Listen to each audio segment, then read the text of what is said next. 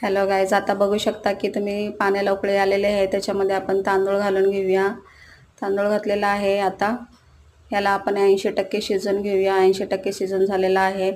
त्यानंतर ह्याला चाळणीमध्ये जाळून काढून घ्या. आता आपण पातेल्यात तेल टाकून घेऊया. तेल टाकल्याने भात खाली करपणार नाही. मॅरिनेशन केलेलं चिकन घालून घेऊया. ते पातेल्यात व्यवस्थितपणे आपण पसरून घेऊया. त्यानंतर त्याच्यावरती भात टाकूया. भात टाकलेला आहे. आता वरती गार्निशसाठी आपण फूड कलर वापरतोय. तुम्हाला आवडत असेल तर तुम्ही घालू शकता. आता थोडंसं तेल टाकून घेऊया. काही लोकांना तूप आवडतं, पण आम्हाला तूप आवडत नाही, त्याच्यासाठी मी तेलच घातलेलं आहे. कोथिंबीर पुदिना घालून घ्या. त्यानंतर तळलेले कांदे आणि मिरची घालू शकता.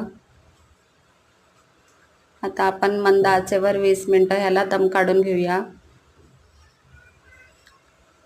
बघू शकता आता आपले 20 मिनिटं झालेले आहेत. बघू शकता किती छान प्रमाणे ह्याची वाफ निघत आहे.